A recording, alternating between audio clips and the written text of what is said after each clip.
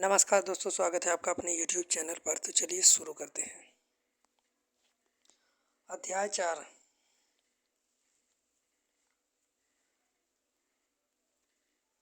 लड़के और लड़कियों के रूप में बड़ा होना। लड़का या लड़की होना किसी भी एक महत्वपूर्ण पहचान है, उसकी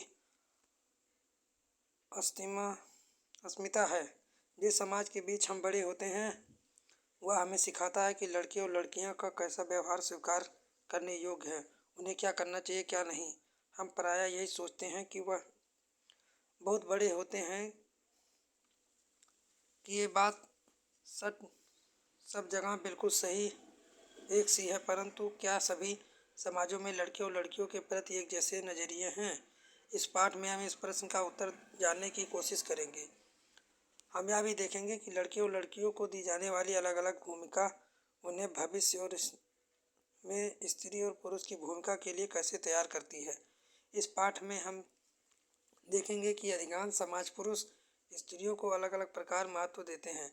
स्त्रियां जिन भूमिकाओं का निर्वाह करती हैं उन्हें पुरुष द्वारा निर्वाह किए जाने वाली भूमिकाओं और कार्यों से कम महत्व दिया जाता है। इस पाठ में हम यह भी देखेंगे कि स्त्री और पुरुष के बीच काम के बीच असमानताएं कैसे उभरती हैं।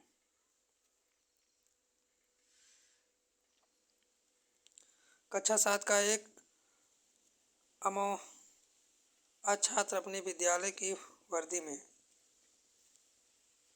आपके बड़े होने के अनुभव समोआ के बच्चों और किशोरों के अनुभव से किस प्रकार भिन्न है?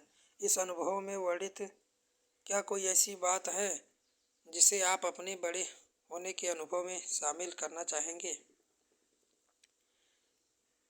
लड़कियां स्कूल जाते हुए समूह बनाकर चलना क्यों पसंद करती हैं? 1920 के दशक समोआ द्वीप के बच्चों का बड़ा होना। समोआ द्वीप प्रशांत महासागर के दक्षिण में स्थित छोटे छोटे द्वीपों के एक समूह का ही एक भाग है। समोअन समाज पर किए गए अनुसंधान की एक रिपोर्ट के अनुसार 1920 के दशक में बच्चे स्कूल नहीं जाते थे। वे बड़े बच्चों और वयस्कों से बहुत सी बातें सीखते थे, जैसे छोटे बच्चे की देखभाल, घर का काम कैसे करना। द्वीपों पर मछली पकड़ना बड़ा महत्वपूर्ण कार्य था, इसलिए किशोर बच्चे मछली पकड़ने के लिए सुदूर यात्रा पर जाना सीखते थे। लेकिन ये बात अपने बचपन में के अलग अलग समय पर सीखते थे। 1960 के दशक में मध्य प्रदेश के पुरुष के रूप में बड़ा होना। निम्नलिखित आलेख में 1960 के मध्य प्रदेश के एक छोटे शहर में रहने वाले स्कूल जाने के वर्णन से लिया गया है। कक्षा 6 में रहने आने के बाद लड़के और लड़कियां अलग अलग स्कूलों में जाते हैं। लड़कियों के स्कूल लड़कों के स्कूल से बिल्कुल अलग ढंग से बनाए जाते हैं। उनके स्कूल के बीच एक आंगन होता है जहां वे बाहरी दुनिया से बिल्कुल अलग रहकर स्कूल की सुरक्षा में खेलती हैं। लड़कों के स्कूल में ऐसा कोई आंगन नहीं होता है, बल्कि उनके खेलने का मैदान बस एक बड़ा सा खुला स्थान होता है जो स्कूल से अलग होता है। ऊपर के उदाहरणों को पढ़ने के बाद हमें लगता है कि बड़े होने के कई तरीके हैं। बड़े होने के भी कई तरीके हैं। हम प्रायः सोचते हैं कि बच्चे एक ही तरीके से बड़े होते हैं। ऐसा इसलिए क्योंकि हम अनुभव से ही सबसे ज़्यादा परिचित होते हैं। यदि हम अपने परिवार के बुजुर्गों से बात करें तो पाएंगे उनका बचपन शायद हमारे बचपन से बहुत भिन्न था। यहाँ हम यह भी अनुभव करते हैं कि समाज लड़के और लड़कियों से स्पष्ट अंतर है। यह बहुत कम आयु से ही शुरू हो जाता है। उदाहरण के लिए उन्हें खेलने के लिए विभिन्न खिलौने दिए जाते हैं। लड़कों को प्रायः खेलने के लिए कारें दी जाती हैं और लड़कियों को गुड़िया। दोनों ही खिलौने खेलने के अपने आनंददायक हो सकते हैं। फिर लड़कियों को गुड़िया और लड़कों को कार क्यों दी जाती है? खिलौने बच्चों को यह बताने का माध्यम है कि जब वे बड़े होकर स्त्री और पुरुष बनेंगे तो उनका भविष्य अलग अलग होगा। अगर हम विचार करें तो अंततः प्रतिदिन छोटी छोटी बातों पे बनाकर रखा जाता है। लड़कियों को कैसे कपड़े पहनने चाहिए, लड़के पार्क में कौन से खेल खेलते हैं, लड़कियों को धीमी आवाज़ में बात करना चाहिए और लड़कों को रौब से।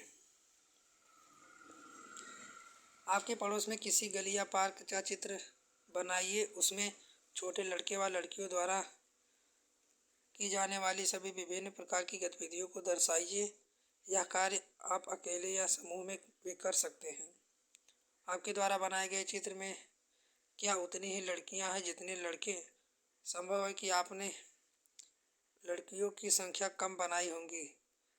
क्या आप ये कारण बता सकते हैं जिसकी वजह से आपके पड़ोस में या सड़कों पर, पार्कों के बाजारों में देर शाम या रात के समय स्त्रियों तथा लड़कियों का कम दिखाई देती हैं? क्या लड़के और लड़कियां अलग अलग कामों में लगे हैं? क्या आप विचार करके इसका कारण बता सकते हैं? यदि आप लड़के और लड़कियों का स्थान परस्पर बदल दें, अर्थात लड़कियों के स्थान पर लड़कों और लड़कों के स्थान पर लड़कियां को रखें तो क्या होगा?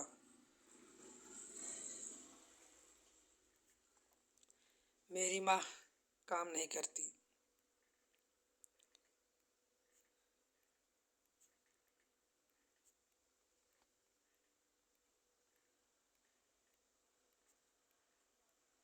अधिकांश समाजों में, जिनसे हमारा समाज भी सम्मिलित है, पुरुषों और स्त्रियों की भूमिकाओं उनके काम के महत्व समान नहीं समझता है। पुरुषों और स्त्रियों की हैसियत एक जैसी नहीं होती है। आओ देखें कि पुरुष स्त्रियों द्वारा किए जाने वाले कामों को यह असमानता कैसे है। घरेलू काम का मूल्य। हरमीत के परिवार को कोई नहीं लगता है कि जसप्रीत घर का जो काम करती है वह वास्तव में काम है। उसके परिवार में ऐसी भावना होना कोई निराली बात नहीं है। सारी दुनिया में घर में काम की मुख्य जिम्मेदारी स्त्रियों की होती है। देखभाल संबंधी कार्य, परिवार का ध्यान, विशेष बुजुर्गों, बच्चों, बुजुर्गों, बीमारों का। फिर भी जैसा हमने देखा है, घर के अंदर किए जाने वाले कार्यों को महत्व नहीं समझा जाता है। मान लिया जाता है कि वह स्त्रियों के स्वाभाविक कार्य हैं, इसलिए उनके लिए पैसा देने की कोई ज़रूरत नहीं है। समाज इन कार्यों को अधिक महत्व नहीं देता।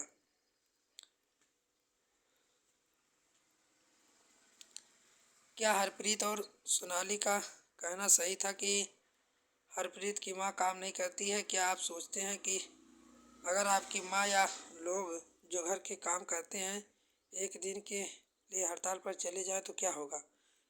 आप ऐसा क्यों सोचते हैं कि सामान्य पुरुष या लड़के घर का काम नहीं कर सकते? आपके विचार में क्या उन्हें घर का काम करना चाहिए? घर पर कार्य करने वालों का जीवन।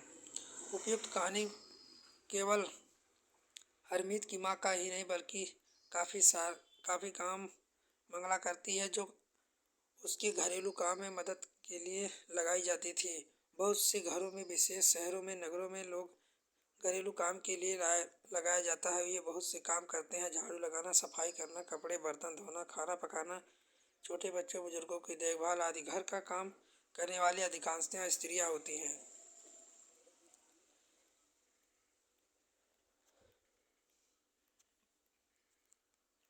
हरियाणा और तमिलनाडु राज्यों में स्त्रियां प्रति सप्ताह कुल कितने घंटे काम करती हैं? इस संबंध में स्त्रियों और पुरुषों में कितना फर्क दिखाई पड़ता है? हरियाणा, तमिलनाडु। वास्तव में जिसे हम घरेलू काम कहते हैं उसमें अनेक कार्य सम्मिलित होते हैं। इसमें से कुछ काम में बहुत शारीरिक श्रम लगता है। ग्रामीण और शहरी क्षेत्र में औरतों और लड़कियों को दूर दूर से पानी लाना पड़ता है। ग्रामीण क्षेत्रों में स्त्रियों और लड़कियों को जलाऊं लकड़ी भारी इकट्ठा सिर पर ढोने पड़ते हैं। कपड़े धोने, सफाई करने, झाड़ू लगाने, वजन उठाने के काम में झुकने, उठने और सामान लेकर चलने की ज़रूरत होती है।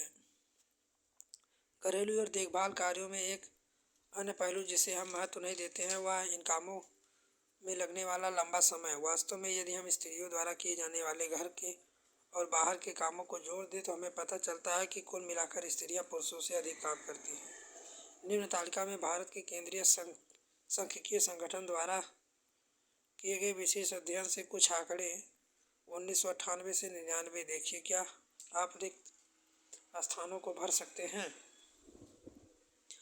महिलाओं का काम और समानता। जैसा कि हमने देखा, महिलाओं के घरेलू और देखभाल के कामों को का महत्व देना एक व्यक्ति या परिवार का मामला नहीं है। यह स्त्रियों और पुरुषों के बीच असमानता की एक बड़ी सामाजिक व्यवस्था का ही भाग है। इसलिए इसके समाधान हेतु जो कार्य किए जाने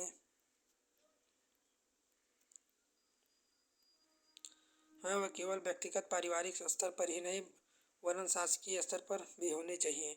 हम जानते हैं कि समाज में हमारे संविधान का महत्वपूर्ण सिद्धांत है। संविधान कहता है कि स्त्री पुरुष दोनों के आधार पर भेदभाव नहीं किया जा सकता, परंतु वास्तविकता में लिंग भेद किया जाता है। सरकार इसके कारणों को समझने के लिए और इस स्थिति का सकारात्मक निदान ढूंढने के लिए वचनबद्ध है। मध्य प्रदेश में एक गांव में आंगनबाड़ी केंद्र में बच्चे बहुत सी स्त्रियों जैसे कहानी में सोनाली की माँ और हरियाणा तमिलनाडु में महिलाएं जिनका सर्वेक्षण किया गया घर के अंदर बाहर दोनों जगह काम करती हैं। इससे प्रायः महिलाओं के काम के दोहरे बोझ के रूप में जाना जाता है। सतत विकास लक्ष्य 5 लैंगिक समानता। क्या आप सोचते हैं यह पोस्टर क्या कहने की कोशिश कर रहा है?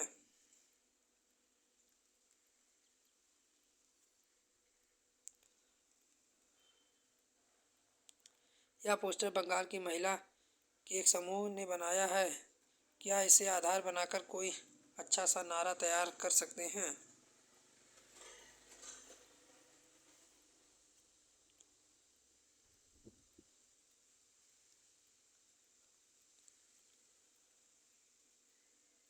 का सभी समुदायों और समाजों में लड़कों और लड़कियों की भूमिकाओं के बारे में एक जैसे विचार नहीं पाए जाते हैं। हमारा समाज बढ़ते हुए लड़कों और लड़कियों को कोई भेद नहीं करता। वह महिलाएं जो घर पर रहती हैं कोई काम नहीं करती। महिलाओं के काम पुरुषों के काम की तुलना में कम मूल्यवान समझे जाते हैं। अभ्यास। साथ में दिए गए कुछ कथनों पर विचार कीजिए। बताइए वह सत्य और असत्य। अपने उत्तर समर्थन में एक उदाहरण भी दीजिए। घर का काम अदृश्य होता है, इसका कोई मोल नहीं चुकाया जा सकता। घर के काम शारीरिक रूप से थकने वाले होते हैं। घर के कामों से बहुत समय खपत होता है। ऐसे विशेष खिलौने जो सूची बनाए जिसे लड़के खेलते हैं, ऐसे विशेष खिलौने की सूची बनाए जिसे लड़कियां खेलती हैं।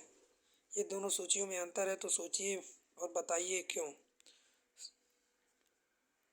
अगर आपके घर के आसपास कामों में मदद करने के लिए कोई महिला या उससे बात कीजिए, वह उसके बारे में थोड़ा और जानने की कोशिश कीजिए कि आपके घर में कौन कौन है, वो क्या करते हैं, उनका घर पर कहाँ रहते हैं, उनका घर कहाँ है, वह रोज कितने घंटे तक काम करते हैं। संकलन शब्द। अस्मिता पहचान। यह एक प्रकार के स्वयं के होने यानी अपने अस्तित्व के प्रति जागरूक का भाव। एक व्यक्ति की कई अस्मिता हो सकती है। उदाहरण के लिए एक व्यक्ति को या लकड़ी बहन और संगीतकार की तरह पहचाना जा सकता है। लड़की। दोहरा बोझ। शाब्दिक अर्थ इसका 2 गुना वजन। सामान्य शब्द महिलाओं के काम की स्थितियों को समझने के लिए प्रयोग किया गया है। यह शब्द यह तथ्य को स्वीकार करता है कि महिलाएं आमतौर पर घर के भीतर और घर के बाहर दोहरा कार्यभार संभालती हैं। देखभाल के अंतर्गत अनेक काम आते हैं। संभालना, ख्याल रखना, पोषण करना। शारीरिक कार्यों के अतिरिक्त इसमें गहन भावना पहलू भी शामिल है। अमूल्यत। जब कोई अपने काम के लिए अपेक्षाकृत सम्मान या स्वीकृति नहीं पाता है तब वह स्वयं को अमूल्य महसूस करता है। उदाहरण के लिए अगर कोई लड़का अपने मित्र के लिए घंटों सोच विचार कर बहुत खोज कर एक उपहार बनाता है, उसका मित्र उसे देखकर कुछ भी ना कहे तो ऐसे में पहला लड़का अमूल्यत महसूस करता है।